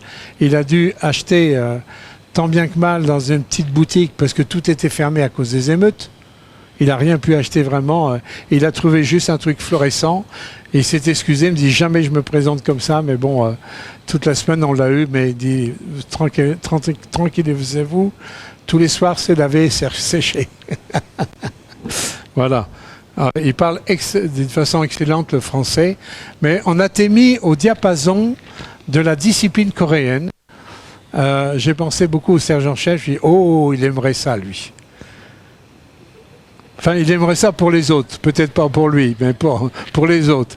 Le pasteur King, qui est le responsable, il est vraiment un ministère d'apôtre. Il travaille partout dans le monde entier. Et la première chose qu'il a dite au pasteur, regardez là, sur un banc, l'alignement des téléphones. Vos téléphones, vous les laissez à l'entrée. Pas un seul téléphone dans les poches. Waouh! Pas un seul téléphone dans les poches. Il dit là, on est dans une conférence, on parle des choses de Dieu, et rien n'est plus important que ce qui va être dit. Pas de téléphone. Alors, tous les pasteurs africains ont posé leur téléphone. Alors, ça passait avec certains, pour d'autres, ça passait mieux à la fin de la semaine, mais au début, c'était un peu... Mais on a affaire à des serviteurs de Dieu. Si si les serviteurs de Dieu n'arrivent pas à se discipliner, il ne faut pas demander aux chrétiens de se discipliner, quoi. D'accord? Donc, il y avait ça, plus. Il dit, certains sont arrivés en retard ce matin. Alors, il faut savoir qu'il y en a qui arrivent de loin. Nous, on avait presque 65 km à faire, 62, 63. Hein. Il dit, demain, on commence à 8h30, non, 8h40. 3 minutes après 8h40, la porte sera fermée et vous repartirez d'où vous viendrez. Waouh! Waouh! Si certains habitent trop loin, amenez des matelas et dormez sur place. Nous n'acceptons aucun retard. Aucun retard. Et c'était catégorique, je veux dire, il n'y avait pas de négociation, il n'y avait pas de CGT qui était là dans le coin. Non. Enfin, pourquoi il fait ça? Parce qu'il a affaire à des hommes de Dieu. Et des hommes de Dieu, en Afrique, ils ont du mal au niveau des horaires. Il n'y a pas que les Africains. Hein, les Français aussi. Hein. Mais c'est vrai que pourquoi c'est difficile en Afrique? C'est parce qu'ils ont une difficulté que nous, on n'a pas, c'est la difficulté de la mobilité. Il y a des difficultés de transport et croyez-nous, nous encore, on a une voiture et du coup, nous, on était arrivés pile juste à l'heure. Le lendemain, moi j'ai dit aux gars, vu les kilomètres qu'on fait, à 6 heures, assis dans la voiture. Moi je pars à 6 heures. Donc 6h moins 10, 6h moins 5, dans la voiture, on part à 6 heures. Tout le monde était prêt à 6 heures. Hein.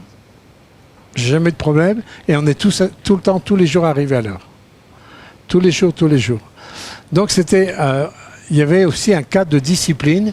Il n'y a pas que l'enseignement, mais aussi il y a le caractère du serviteur qui a été confronté pour savoir où on en était au niveau de la discipline déjà pour nous-mêmes. On ne peut pas imposer une discipline aux autres si nous-mêmes on n'est pas disciplinés. Ça c'est clair. Hein. Si je vous disais d'arriver à l'heure et moi j'arrive en retard, vous me regarderiez et dire mais qu'est-ce qu'il nous raconte là? Il fait tout à l'envers là. Et c'est normal. C'est normal. Donc on a eu la conférence, j'ai dû intervenir aussi lors de la conférence avec eux, mais l'intervention du pasteur King, je peux vous dire, c'est des interventions au top. C'est vraiment un homme rempli de l'onction de Dieu. Je dirais c'est vraiment un authentique apôtre avec une autorité d'apôtre. C'est pas étonnant que Dieu l'utilise à faire ce qu'il fait, parce que là j'avais l'impression d'avoir affaire à un apôtre Paul, quoi. Vous savez, quand c'est comme ça, vous avez plutôt envie de vous asseoir, de vous taire et d'ouvrir bien vos feuilles là pour bien écouter, parce que vous avez un homme d'une qualité, je veux dire, qu'on retrouve malheureusement rarement. Alors la convention, c'était tous les jours. On a eu là, ici, vous avez, alors, vous voyez cette mamie là? La mamie là, c'est la maman de ce médecin là. Et cette mamie-là, elle est venue en mission. Vous savez quel âge elle a? Devinez. Devinez quel âge elle a. 70. Qui dit mieux? Combien? 80. Qui dit mieux? 95. 90 ans. Elle est venue de Corée. Et c'est une femme qui a un cœur missionnaire. C'est une femme qui est très riche. Très, très riche. Elle utilise sa fortune pour aider l'œuvre de Dieu, pour investir dans l'œuvre de Dieu. Elle n'hésite pas même de prendre l'avion. Vous savez, quand ils viennent de Corée, ils sont obligés de faire la Corée et de passer par la France. De la France, ils passent par l'Afrique. Moi, je sais ce que c'est que les voyages, même si ça n'a rien à voir avec les voyages du 19e siècle, hein, mais même avec tout le confort et tout ce qu'on a, c'est fatigant. C'est vraiment fatigant. 90 ans. Waouh. 90 ans, la mamie, elle est rayonnante. Elle nous a, en plus, le pasteur Kim a demandé de la faire chanter. Je vous enverrai son chant. Cette semaine, je vous enverrai des enregistrements, des interviews, et je vous enverrai son chant. Elle a une voix magnifique. comment elle chante la gloire de Dieu. Elle est remplie de vie, remplie de foi et de joie. 90 ans, en pleine brousse, dans un lieu où il n'y a aucun confort. Hello, ça parle. Ça, c'est... Et donc sa fille, elle est missionnaire, mais elle est médecin. Donc vous avez l'équipe qui est là, Pasteur King, je me souviens plus le nom de l'autre pasteur, qui était aussi un enseignant. Ça, c'est la secrétaire qui est missionnaire permanente au Sénégal. C'est elle qui est là. Donc là, on a une photo qui est prise avec nos responsables à nous. Donc, vous avez Thielem qui est... Thielem, où il est là? Il est là, Thielem? Henri, Bernard, Jean-Claude, Benoît. Ça, je ne me souviens plus qui c'est ça. J'ai oublié. Ah ben, il y a Rollet. Il y a Rollet qui est là. Ah, ça, c'est Henri. Non, Henri, il est là. Et ça, c'est moi. Donc, et là, on a la photo de groupe avec tous les pasteurs et tous ceux qui ont enseigné durant la conférence. Avec le traducteur qui est là, toujours avec les mêmes habits. Il s'appelle Chang. C'est nouveau, hein? Chang. Voilà. Et rentrer à la mission aussi, on partageait tout le contenu des enseignements qu'on a reçus tout au long de la semaine, avec bien sûr la nourriture. Donc ça a duré jusqu'au vendredi. Là, je vous fais voir, vous voyez là, le mur, on ne voit même pas la fin, et là, on ne voit même pas le commencement. Ça, c'est le futur centre. Vous voyez, là, jusqu'à là-bas, c'est le futur centre que les Coréens sont en train de construire dans un village qui s'appelle Boyard. Là où il y avait la conférence, ils sont en train de construire un immense centre pour pouvoir aider l'ensemble des Sérères pour toucher tout le Sénégal. C'est impressionnant, vraiment impressionnant de voir le travail qu'ils font dans un esprit tu parlais ce matin de gratuité, mais plus gratuiteux que je trouve pas, quoi. Ils attendent rien en retour, sinon de voir les hommes de Dieu entrer dans les dimensions du vrai service de Dieu pour leur nation. C'est une leçon impressionnante qu'ils nous donnent. Donc je vous ai photographié ça pour vous faire voir un petit peu l'ampleur. Et là, il y aura tout confort. Il y aura même la clim et tout ça. Et il dit, quand on fera les enseignements dans ce centre-là plus tard, parce que là, on commençait à 9h moins 20, 8h40, jusqu'à 12h. Et on reprenait 2 heures de pause jusqu'à 16h, de 16h à 18h. Il me dit, mais quand il y aura le centre, on commencera à 6h du matin, et on finira à 22h le soir. Et vous n'aurez pas de voyage, vous resterez sur place. Quand on dit que les réunions sont trop longues, hein, d'accord? Mais je veux dire, comme il dit, eux, ils se déplacent du bout du monde. Ils ne peuvent pas se permettre de perdre de temps. Et je veux dire, les gens qui assistent, il faut qu'ils assistent parce qu'ils veulent le maximum pour Dieu. Et les conférences seront de 6h du matin à 22h le soir. Là aussi, ça... Vous savez, ça nous remet beaucoup en question, je peux vous garantir. Alors, le vendredi 9, je suis rentré à la mission, donc à Sali. Et à ma grande surprise, Yatilem me dit, il faut que tu descendes en bas, il y a une surprise pour toi. Alors j'étais descendu, j'avais une tenue que ça, et ils m'ont offert cette chemise-là, que je voulais mettre là tantôt, mais j'ai oublié. C'est une jeune fille de la mission qui est couturière maintenant, elle a un métier de couturière, et la sœur de Thielem a choisi le tissu, et ils m'ont piqué une chemise pendant que j'étais en brousse, et pour prendre bien les mesures, et ils m'ont offert la chemise pour mon anniversaire. Et ils m'ont fait faire un gâteau. Joyeux anniversaire, Pasteur Gilles, avec bien sûr tout ce qu'il faut pour la glycémie, jus d'orange, Schweppes, Coca-Cola, Bissap. Et ils ont mis tous les drapeaux dans lesquels nous, on a des contacts, où je suis allé dans le monde. Hein. Donc, alors ce gâteau-là, il était à diviser en 33 personnes. 33 personnes. Et c'est à peu près le format. Hein. Le gâteau était même plus petit. Hein. Donc on a eu chacun un petit bout comme ça, mais tout le monde a eu un morceau. J'ai coupé en grille parce qu'ils m'ont donné la charge de couper. Donc, mais c'était surtout la joie de partager. Et ce qui m'a beaucoup encouragé, c'est de voir la reconnaissance des étudiants, surtout de Relais. Il dit, pasteur, quand vous m'avez connu, j'avais 11 ans. Je rentrais tout juste en 6e. Et mes parents n'ont aucun moyen pour subvenir, pour m'aider dans mes études. Jamais je pourrais oublier tout ce que l'association a fait. Aujourd'hui, je suis en maîtrise pour devenir vétérinaire.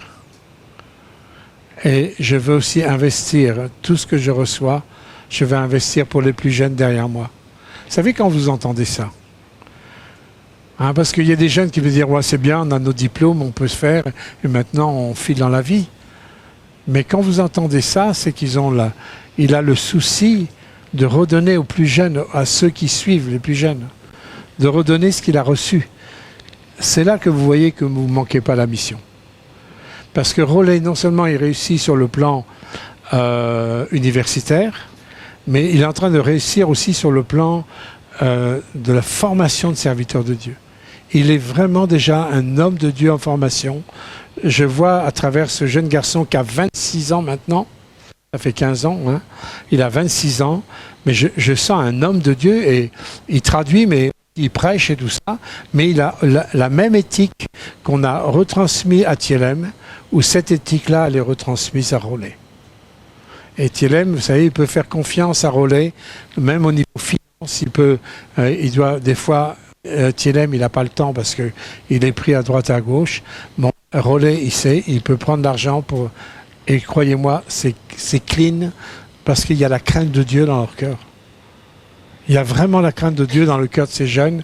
Et c'est vrai que Mélina et Jean-Mi, qui le soutiennent depuis des années, vous n'avez pas investi pour rien en tous les cas. Quand on voit ça, pour moi, c'est le plus beau des cadeaux d'anniversaire.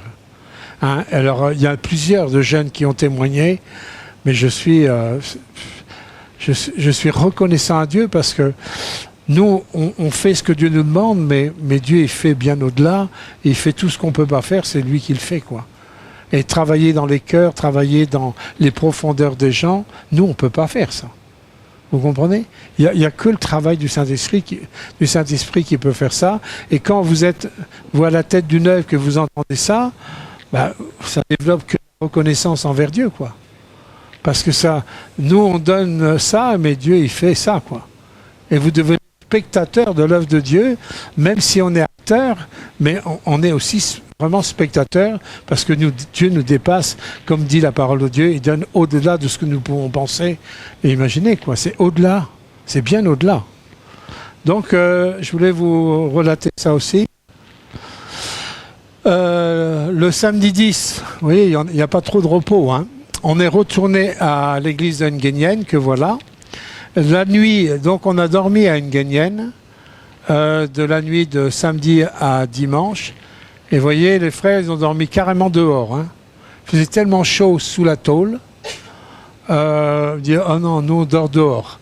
Alors moi, il m'avait préparé un lit plus moelleux avec la mousse, là. Donc j'ai dormi dedans. Mais ils ont eu la délicatesse de m'amener un ventilateur. Donc toute la nuit, j'ai dormi avec un ventilateur sur moi. Parce que vous dormez dans un four, hein. Voilà. Mais bon, j'ai quand même dormi quand vous êtes fatigué, même si vous dormez 3-4 heures, mais c'est 3-4 heures de plomb, quoi. Pouf. Et là, vous vous réveillez, vous avez bien récupéré. Donc ça, c'était la nuit carrément dehors. Les frères, il y en a un qui est là, l'autre qui est là. Et dans le courant de la nuit, je me suis levé par les toilettes et j'ai découvert qu'ils avaient trouvé de la moustiquaire. Ils ont attaché une moustiquaire au guidon des motos parce qu'ils avaient été bouffés par les moustiques, quoi. Bon, parce qu'on est obligé de dormir sur une moustiquaire là-bas. Là, alors le samedi, j'étais avec mes responsables et pendant que j'étais avec tous mes responsables, l'équipe de Corée, tout d'un coup, le camion arrive avec toute l'équipe là et ils étaient venus nous dire qu'ils allaient commander des chaises pour l'église. Là, l'église, ils ont des vulgaires bancs, vous voyez là. Je peux vous dire, quand vous êtes assis là-dessus, il faut vraiment motiver pour rester à la réunion. Hein. Parce que c'est des bancs durs. Hein. Et il venait dire, responsable de Engenien, le nombre de chaises qu'il fallait pour... ils allaient acheter toutes les chaises pour que ça soit plus confortable pour les frères. Ça. Et c'est encore un des investissements. Et donc on a passé un bon temps. Et qu'est-ce qu'on faisait avec les responsables là ? On reprenait tout ce qui avait été dit dans la conférence. Parce que j'aurais dit aux frères, on a reçu des grandes richesses pendant cette conférence. Il n'est pas question qu'on tourne la page, qu'on passe à autre chose. Il faut enraciner ce qu'on a reçu. Donc on a repris les points forts de l'enseignement de tout au long de la semaine pour s'assurer qu'il y ait un bon ancrage, parce qu'il y avait des choses fortes sur la mentalité des serviteurs, sur l'éthique, sur beaucoup de choses au niveau du service de Dieu. Il faut savoir que c'est une conférence que pour les pasteurs, pas pour les chrétiens, pour les pasteurs. Donc c'est des pasteurs, il y a une exigence beaucoup plus grande que si c'était qu'avec des chrétiens. Donc on passait du temps pour enraciner l'enseignement de la semaine et on a eu la visite surprise donc des Coréens qui nous ont fait la surprise qu'ils allaient commander des chaises pour l'église. L'après-midi, on était aussi à Gedge-Gordian. Non, c'est le dimanche. Alors Gedge-Gordian, il faut savoir que c'est ici qu'a commencé l'œuvre tout au début. Gedge-Gordian, c'est vraiment je dirais, c'est l'église mère. L'œuvre de Dieu, elle a commencé par la conversion d'une sorcière. Il y a eu et la sorcière, c'était la maman de Bernard Diouf. Elle était sorcière depuis des années. Elle a reçu l'évangile, elle a été délivrée complètement par le Seigneur et elle a été un outil incroyable d'évangélisation parce que partout où elle allait, elle témoignait de Jésus, de ce que Jésus avait fait pour elle. Nous, la petite mamie qui est décédée maintenant, on l'a emmenée partout, dans toutes les concessions. Elle était des fois sur le toit de la voiture, elle coincée. Elle nous a suivis partout où on faisait de l'évangélisation.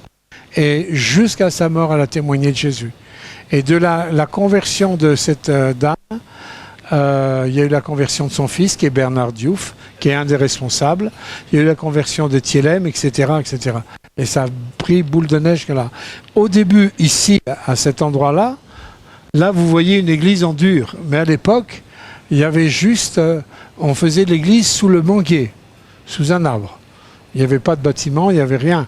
Alors ça, c'est bien dans la saison sèche. Mais dans la saison des pluies, c'est plus compliqué. Donc, dans un deuxième temps, on a construit... Tu as connu l'église en bambou une église en bambou avec des poteaux avec des PVC en ciment, en plastique. On avait coulé du ciment pour tenir le toit. Et c'était vraiment une église de brousse. Mais avec le temps, le toit, les saisons de pluie... la saison de pluie, ils étaient inondés, quoi. Et donc, dans un troisième temps, c'est là qu'a eu la première construction où l'association La Rencontre a aussi financé pour les aider à la construction de cette église. Donc, ça a été la première église, c'était l'église mère, et la première église qui a été donc construite en dur.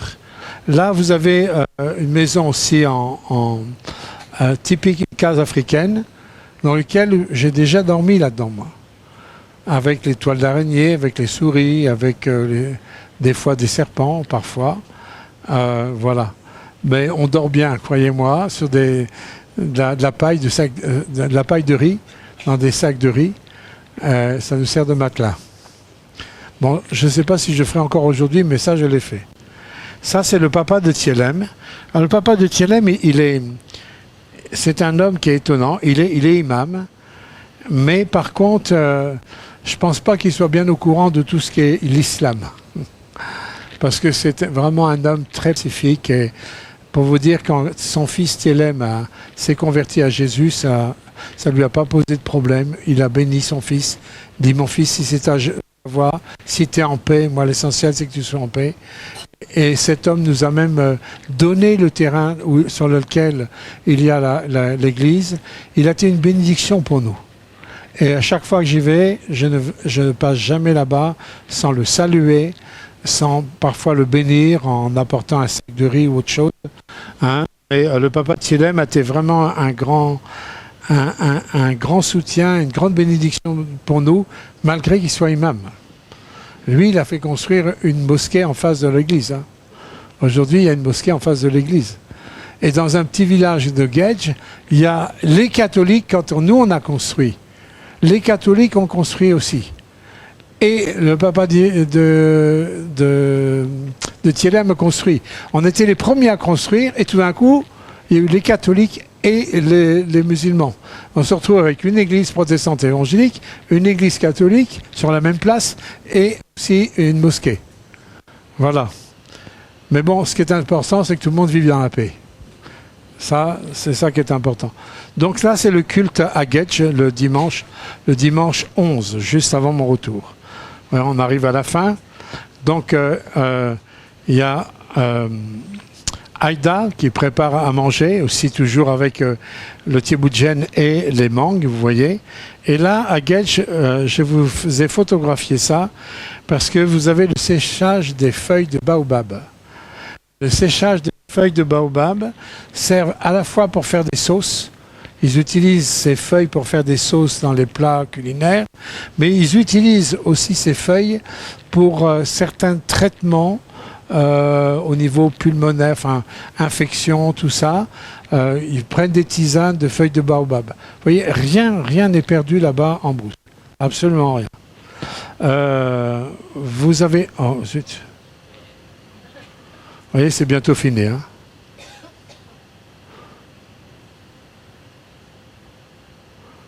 Voilà. On a fait aussi une visite l'après-midi de Ngor. Hein, cet homme qui est paralysé là, il est aussi à l'origine de la création d'une église. D'ailleurs, c'est dans son village qu'on va le prochain projet d'une église en dur va se faire à Ngor. Quand on va visiter cet homme-là, quand on écoute, voilà, il est là, quand on écoute les témoignages de cet homme, et quand on écoute les témoignages de sa femme, je peux vous dire, et Jean-Hugues Jequier, les témoins, il est venu avec moi l'année dernière ou il y a 2 ans, je ne sais plus, et quand il est venu avec moi, il dit, mais quand on entend les témoignages, ce sont les actes des apôtres. Ils ont des témoignages dignes des actes des apôtres. Des gens qui sont sans instruction. Hein, je ne sais même pas si c'est lire. Mais par contre, ils sont sensibles au Saint-Esprit. Et ils font ce que Dieu leur demande de faire, même sans instruction. Ils n'ont pas toute la connaissance que nous avons. Et je leur dis surtout, ne quittez jamais ça. Faites ce que Dieu vous demande de faire. N'essayez pas d'être comme les autres églises. Faites ce que Dieu vous demande de faire. Et c'est incroyable comment Dieu utilise ces gens qui n'ont rien, mais quelque part qui ont tout. Ils n'ont rien, mais ils ont tout. Hein? Et il ne va pas dire maintenant je suis rien. Non, ils savent que Dieu est avec eux et du coup, ils témoignent de Jésus. Il y a des fruits qui sont portés, il y a des conversions qui se font, il y a des délivrances qui se font. Et on a l'impression de vivre dans les témoignages, de vivre les actes des apôtres comme autant des actes des apôtres. Là, on a été aussi prié pour un homme. Hein, bon, lui, il a donné tout juste son cœur au Seigneur. Toute sa vie, il était dans l'alcool. Et dans l'alcool, sans beaucoup manger, il est quand même pas mal esquinté. C'est l'alcool de palme hein, qui est là-bas. Je peux vous dire que ça rabote. Hein. Et bon, il est vraiment pas en forme. Bon, on a été prié pour lui. On a été prié aussi pour cette dame. Et c'était la fin, je pense, de notre journée du dimanche. Le lendemain, je vous ai dit que je reviendrai sur la machine à laver. Non, déjà le dimanche soir, voilà. Quand on est revenu de Brousse, moi j'étais travaillé par cette machine à laver tout au long de la semaine et j'ai envoyé un texto au conseil de l'église ici. J'ai dit, écoutez, moi j'ai à cœur qu'on achète une machine à laver là-bas pour la mission. Qu'est-ce que vous en pensez? Parce qu'on soumet les achats ensemble. Hein. Bon, tout le monde m'a donné le feu vert unanimement. Donc, bon, avoir le feu vert, c'est une chose, mais déjà, il faut trouver la machine à laver. Et il faut trouver le moyen de pouvoir payer la machine à laver. Parce que tout ça, en Afrique, ça paraît tellement évident ici, mais en Afrique, il n'y a rien qui est évident.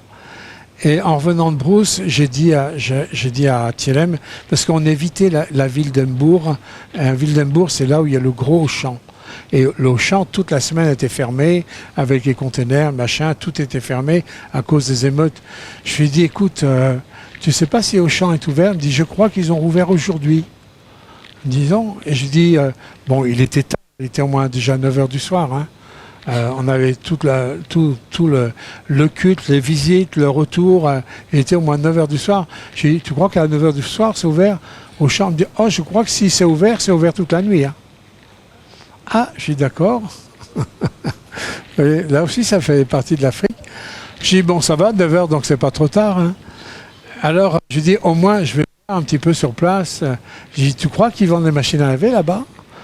Il me dit, je crois qu'il y a un secteur machine à laver. Parce que j'avais regardé sur Internet, alors j'avais bien vu les machines à laver, moi je cherchais le gros volume, 12 kilos, hein, parce que vu la quantité de linge. Mais alors on était arrivé au champ, je demande, il y avait le directeur qui était là, il me dit, vous faites les machines à laver? Il me dit oui.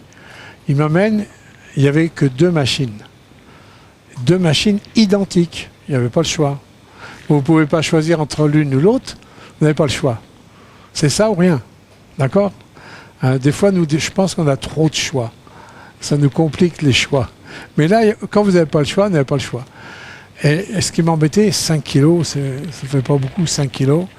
Et après, j'ai réfléchi, c'est que la 12 kilos faisait quand même 650 000 francs CFA, ce qui fait à peu près 1 000 euros. Donc, qui est quand même une grosse somme. D'accord? Mais là, la 5 kilos à Auchan, elle faisait 220 000, 224 000, un truc comme ça. Ça fait un peu plus de 300 euros.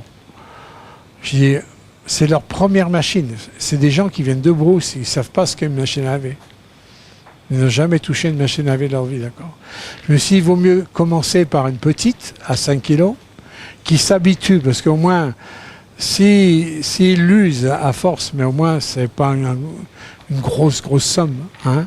Après, on verra peut-être plus tard, quand ils auront bien l'habitude. Et en priant, je priais dans le magasin, je dis, Seigneur, si je reviens demain matin, ça va me prendre du temps, et demain, il faut que j'aille à l'aéroport. Et j'ai dit, j'ai posé une question au directeur. Je lui ai dit, est-ce qu'avec ma carte Visa, je peux acheter ici la machine à laver? Parce que j'avais plus d'argent liquide, moi. Je pars les poches pleines, je reviens les poches vides, d'accord? Et j'avais plus d'argent liquide. Il me dit, oui, si vous avez une carte Visa, il n'y a aucun problème, vous pouvez payer par carte. OK. Je dis, bon, on peut la prendre tout de suite? OK. Et j'ai pris la machine à laver le soir même. Et du coup, le lendemain matin, c'est là qu'on arrive au lendemain matin. Le lendemain matin, alors, moi, je pensais dans ma tête que j'ai dit, bon, je vais acheter un robinet, vous savez, autoperçant, comme il y a dans les toilettes, mais ça sur le tuyau de cuivre, on branche et c'est bon. Sauf que le tuyau de cuivre, il n'y en avait pas. Parce que les tuyaux de cuivre étaient à l'intérieur, derrière le carrelage, dans les murs. Ah, j'ai dit, c'est pas possible. Et en plus, vous allez voir un quincaillier le lundi, ils n'avaient pas de tuyaux, de trucs autoperçants. Alors, en allant voir dans la salle de bain, j'ai vu comment c'était fait, vous voyez. Il y a la sortie, et cette sortie-là, elle a été branchée directement au tuyau du lavabo. Alors, moi, j'ai dit, voilà ce qu'il me faut. Je vais acheter un thé, un robinet, du téflon, hein, et je vais brancher entre deux. entre le robinet de lavabo et la sortie d'arrivée d'eau. Mais vous voyez, je vais vous dire comment il faut faire attention à ce qu'on entend de l'extérieur. J'arrive chez le quincaillier, je lui dis voilà, je savais ce que je voulais, je veux un thé, je veux du téflon, je veux un robinet à brancher sur mon thé. Hein, il me dit mais vous branchez ça où? Je lui dis je branche ça à la sortie d'un tuyau de cuivre qui alimente déjà un tuyau d'eau du lavabo. Ah mais monsieur vous n'allez pas pouvoir faire ça. Je lui dis pourquoi je ne vais pas pouvoir faire ça? Il me dit parce que tous les plombiers qui font ça, ils ont tous des fuites d'eau. Alors vous savez, moi je fais de la plomberie, mais je ne suis pas plombier, d'accord?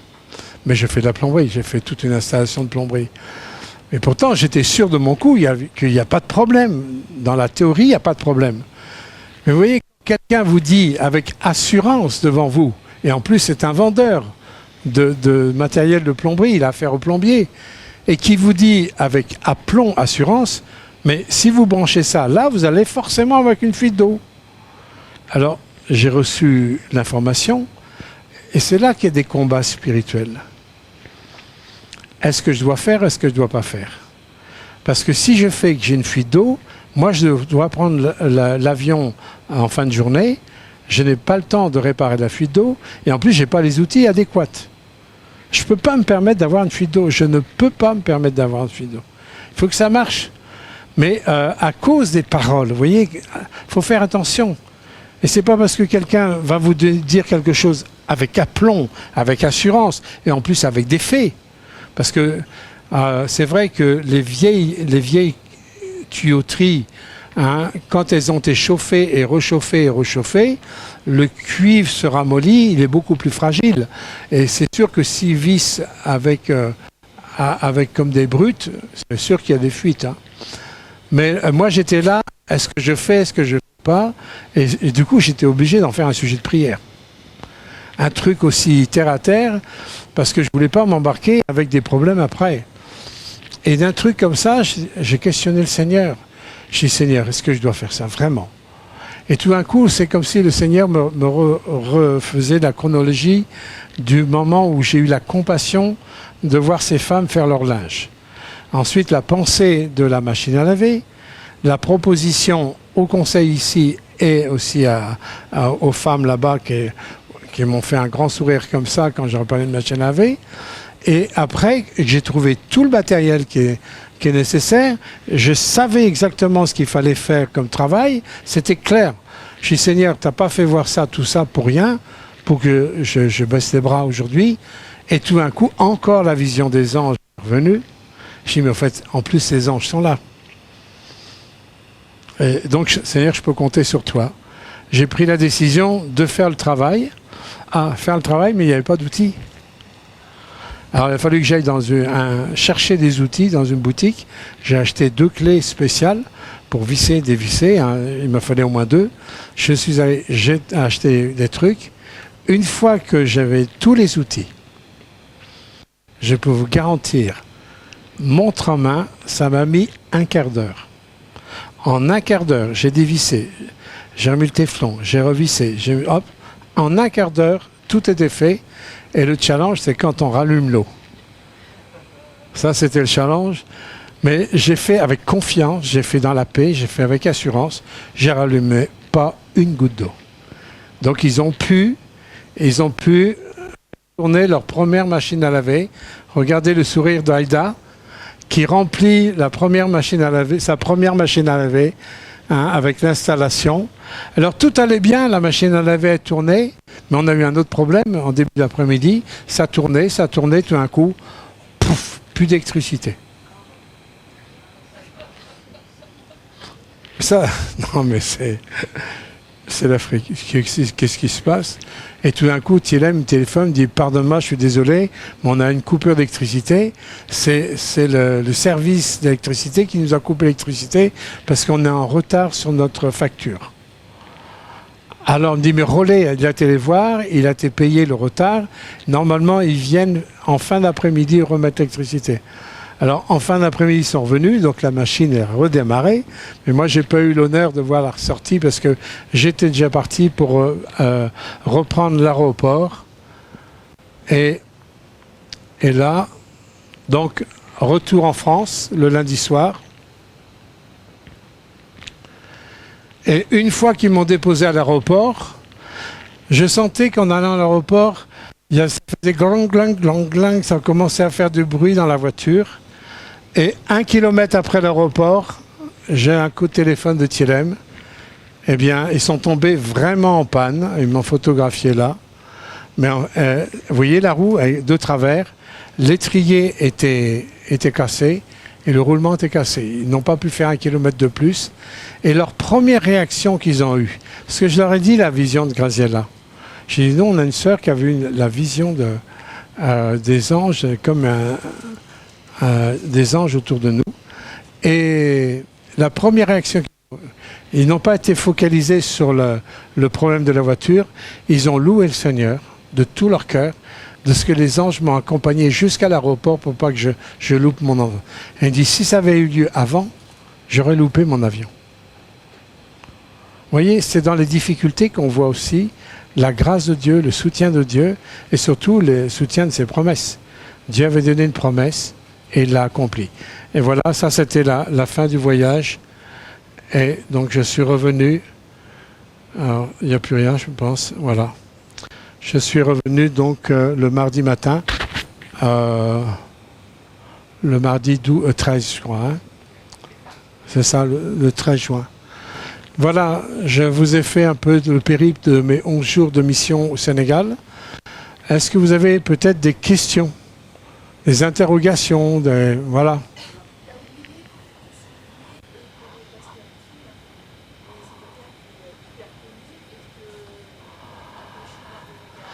Ah oui. Ouais, ouais. Le pasteur King est un homme internationalement très connu.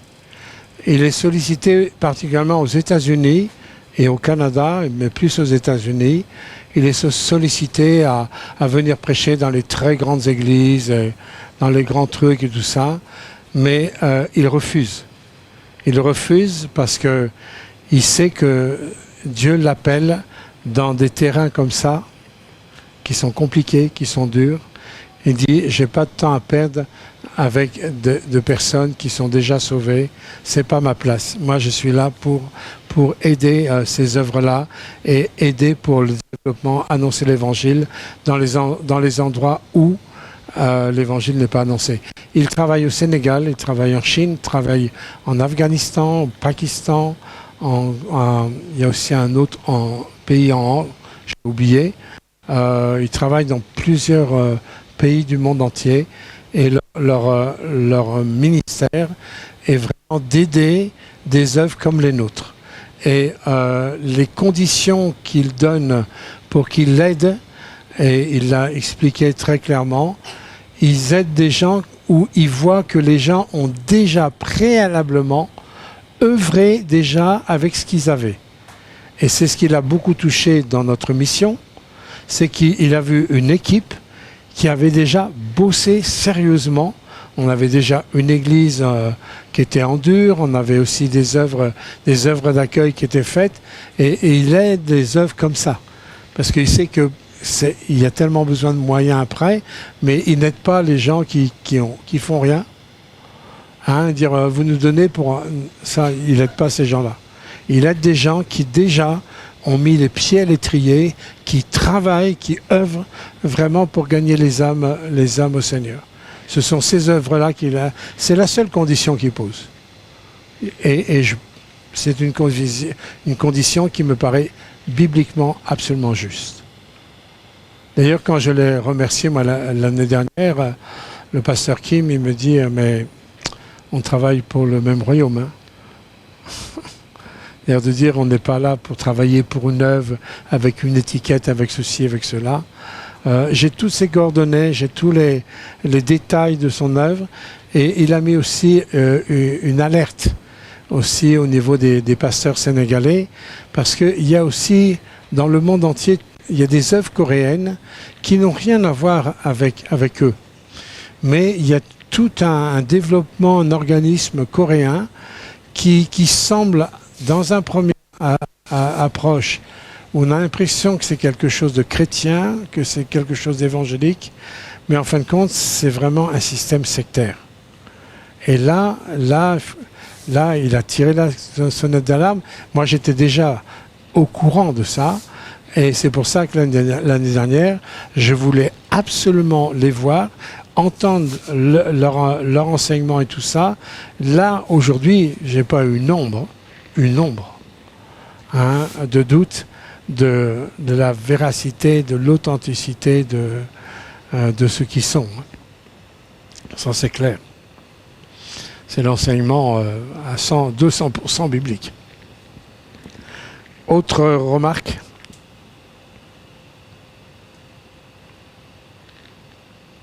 T'as vu les jeunes filles là-bas? Autre remarque? Question? Non? En tous les cas, moi, avant qu'on termine, je veux vous remercier parce que je veux remercier tous ceux qui ont prié. Je sais que tous les jours, il y avait une réunion de prière ici.